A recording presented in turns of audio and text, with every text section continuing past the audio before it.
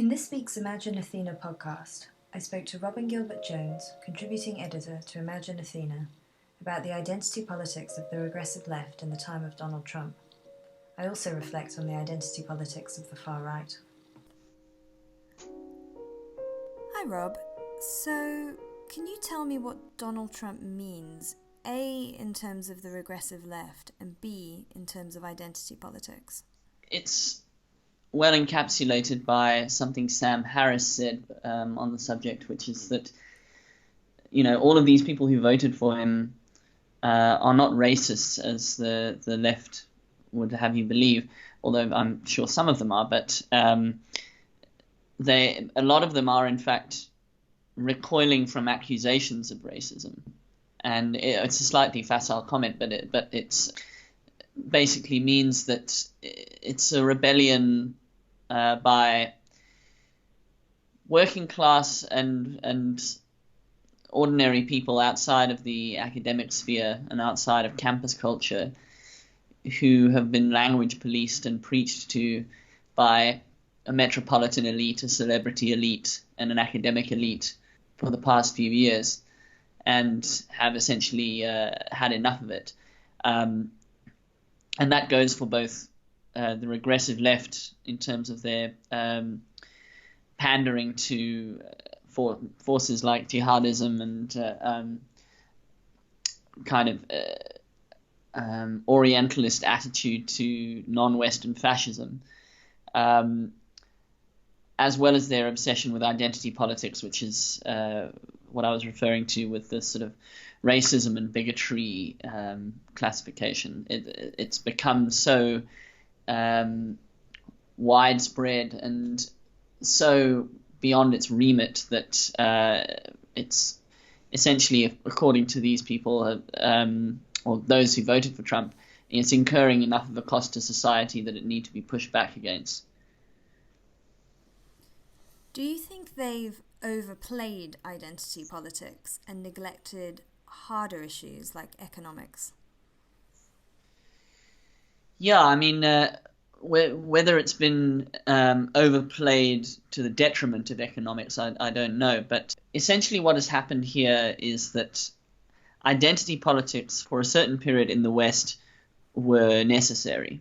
The civil rights movement was necessary. The suffragette and women's rights movements were necessary. Emancipation and an end to discrimination of homosexuals was necessary, and identity politics was required to achieve this. People had to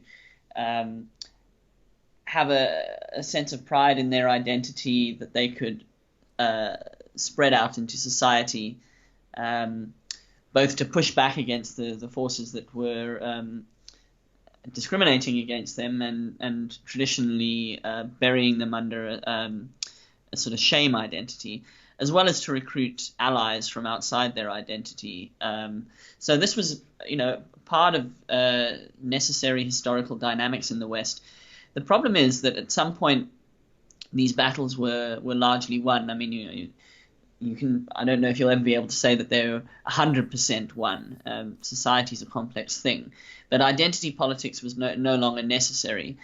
And then, almost as if it was an entity that sensed a threat to itself by its own obsolescence, it doubled down and started finding all kinds of atrocities in the minutiae of everyday life. So you've got this sort of everyday sexism and microaggressions and Halloween costumes and all this kind of thing. This is the death rattle of an identity movement under threat, the threat of its own irrelevance.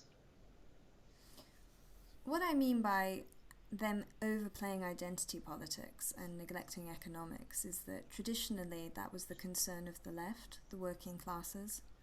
But it seems that they've become more concerned with righting cultural wrongs and social wrongs than, for instance, focusing on the loss of jobs or outsourcing and things that really affect working people.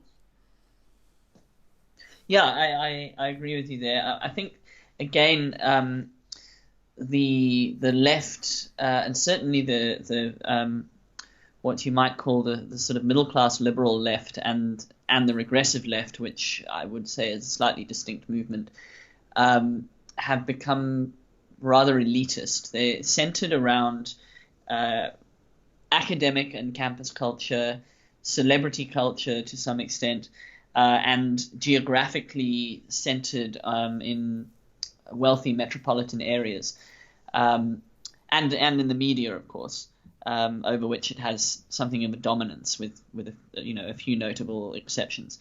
So I think there's a sense of disconnection with the working classes, who conservatism and liberalism and left-wing identity have always run as sort of parallel stripes through the working class community, and the left-wing end of it has become more and more distanced from them as that process of focusing more on culture, you rightly point out, has taken hold, because that is more of a concern of the elite. They don't have to worry about the everyday struggles of factory workers and the closure of industries in places like Michigan in the north of England.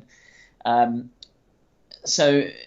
essentially the working class have increasingly been ignored, and I think partly because they don't always agree with these sort of minute cultural concerns that have become an increasing obsession for the regressive left. I mean, you find now, I've come across this with a few of my left-wing friends, that they will claim to be, sort of have a socialist bent to their views, but will express utter contempt for the working class if they happen to disagree with them on certain key points. Earlier this week, a deeply unpleasant video emerged, which showed a group of white nationalists praising Donald Trump whilst throwing Nazi salutes. It served as an ugly reminder of just how awful racialised politics is. We live in an era in which identity politics is ascendant. It dominates public discourse.